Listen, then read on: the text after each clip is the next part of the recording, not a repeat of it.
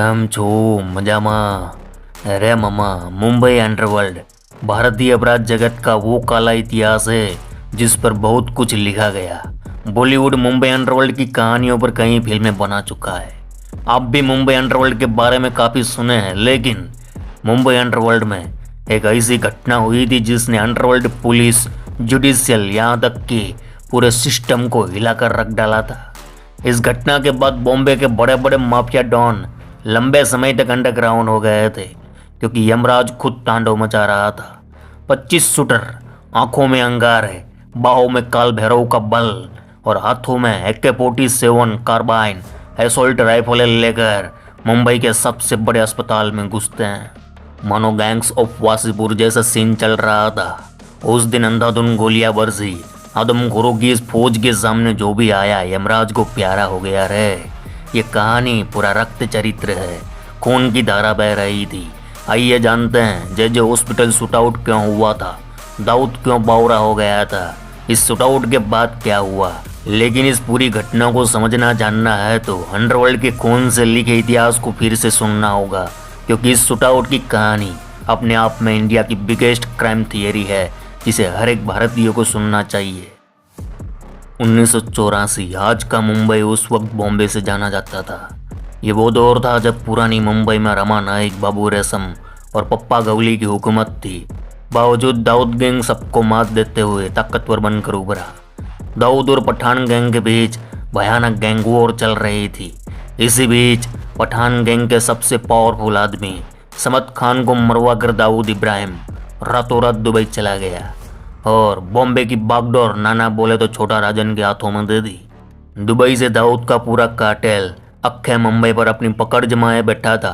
शराब की तस्करी, अफीण, गांजे, ड्रग्स की तस्करी, हथियारों की तस्करी, कॉन्ट्रैक्ट किलिंग, एक्सट्रोशन का धंधा धड़ल्ले से चलता था। और ये पूरा धंधा मुंबई के अलग अलग गैंग्स में बटा हुआ था, जिस पर दाऊद इब्राहिम पूरी तरह कब्जा करना चाहता था।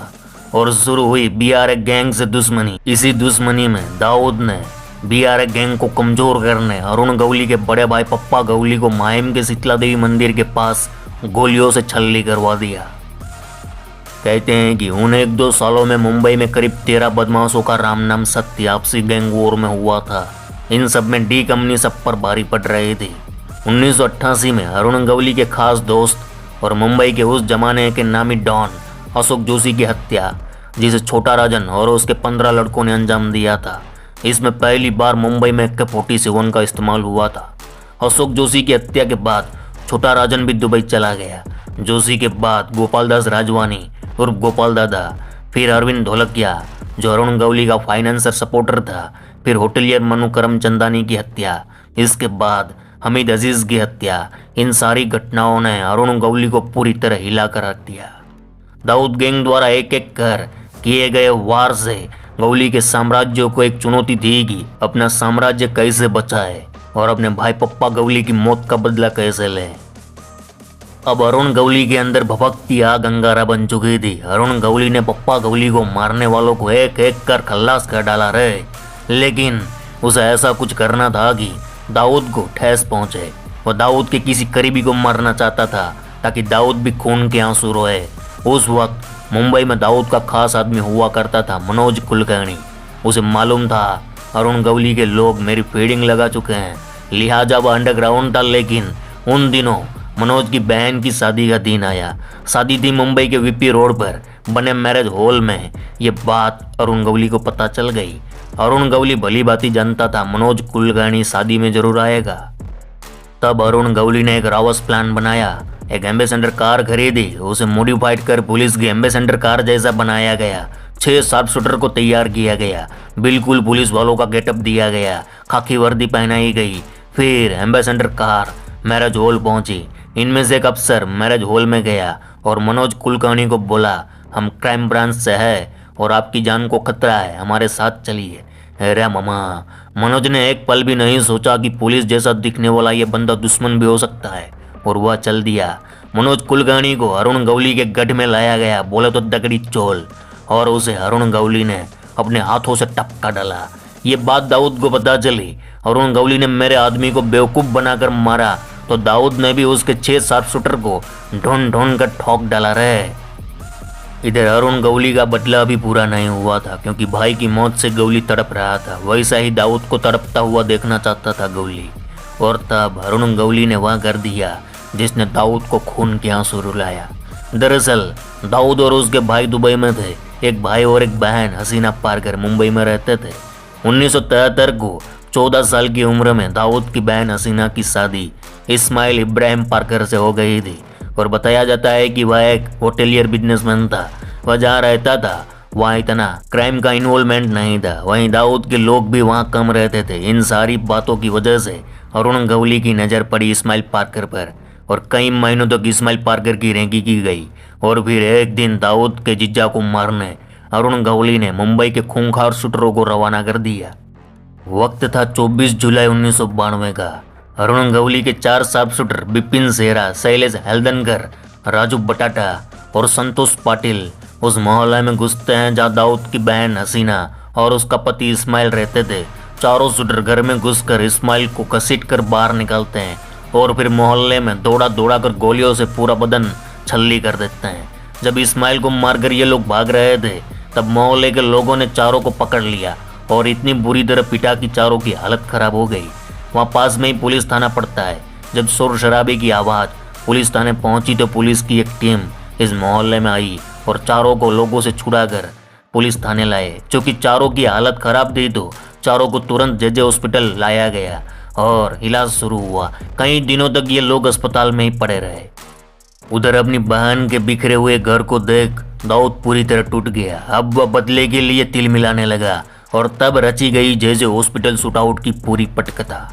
जेजे हॉस्पिटल मुंबई का एक बड़ा अस्पताल है जहां से दाऊद का एरिया थोड़ी दूरी पर है। वहीं 1.5 मील चले तो अरुण गवली का इलाका पड़ता है। वहीं पास में हाजी मस्तान का ऑफिस है और 200 कदम चले तो करीम लाला का ऑफिस। अस्पताल की एक साइड नागपड़ा पुलिस स्टेशन, दूसरी तरफ डोंगरी पुलिस स्टेशन।